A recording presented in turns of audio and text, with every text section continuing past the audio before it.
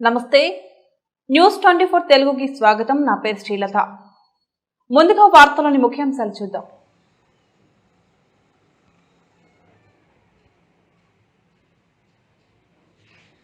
Osmania university MSW విద్యార్థులు గ్రామ గిరిజన క్షేత్ర పరిశీలన నిమిత్తం కొల్లపూర్ పశ్రా గ్రామాల్లో నల్లమల్ల చెంచుల జీవన విధానం గురించి అధ్యయనం చేయడం కోసం కొల్లపూర్ వచ్చారు।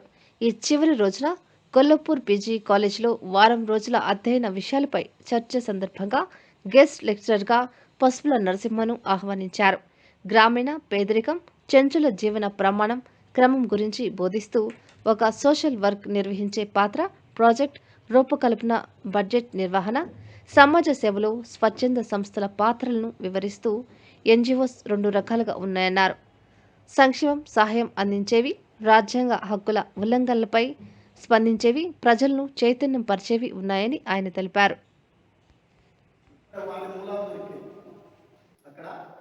అక్కడ మూలాలు దొరికినాక ఆ సమాజం దాని మీద ఎందుకు ఈ బ్రిటిష్ ఉంది కానీ అమెరికన్ మీద వాళ్ళ ఈ తెలుగుల కన్నుబడింది అంటే వాళ్ళకి అక్కడ తిండి లేదు, వాళ్ళకు బట్టలు లేవు, మనుషులు చూస్తే బలిష్టమైనటువంటి వాళ్ళందరూ దేని మీద ఆధారపడి బతుకుతూ ఉన్నారంటే అడవి మీద ఆధారపడి బతుకుతూ ఉన్నారు, అడవి వనరుల మీద బతుకుతూ ఉన్నారు।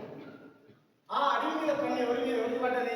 అమెరికన్ కన్ను పడ్డది, సంపన్న దేశాల కన్నుబడి అక్కడ ఉన్నటువంటి సంపదను కూడబట్టాలంటే ఈ గిరిజనులను లోపరుచుకోవాలని చెప్పేసి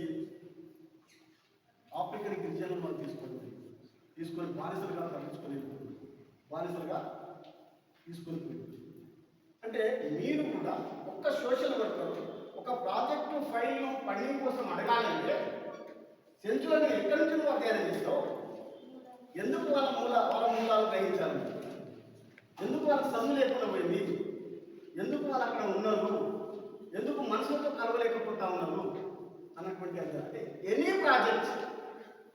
ప్రాజెక్ట్ తీసుకున్నా కూడా ఇలాంటి బైలా మీరు సమర్పిస్తే, ఇలాంటి ప్రపోజల్ సమర్పిస్తే మీకు ఫండింగ్ ఇయ్యాలనేటువంటి ఉండడు।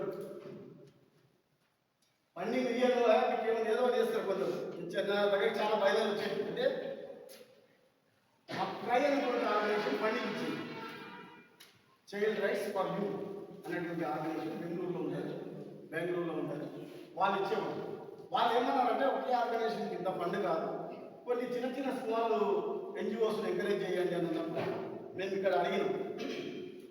చాలామంది వాళ్ళు బయలుదేరి రాసిపెట్టుకున్నాం, పిల్లల మీద పని చేస్తాం ఇలా అంటే చదువు మళ్ళీ వాళ్ళు ఎంపీ చేసిన వాళ్ళు వచ్చిండ్రు, పెద్ద చదువుకున్నారు, ఎంఎస్డబ్ల్యూ చేసిన వాళ్ళు ఉన్నారు, కానీ వాళ్ళు ప్రపోజల్ తయారు చేయడానికి కూడా రాలేదు। ప్రపోజల్ ఒకటి తయారు చేస్తామా? ప్రపోజల్ తయారు చేసే వాళ్ళు ఉంటారు।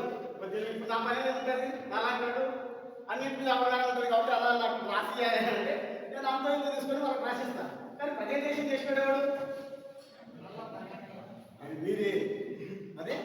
మీరే చేస్తారు కాబట్టి వాటి మీద అవగాహన ఉండాలి।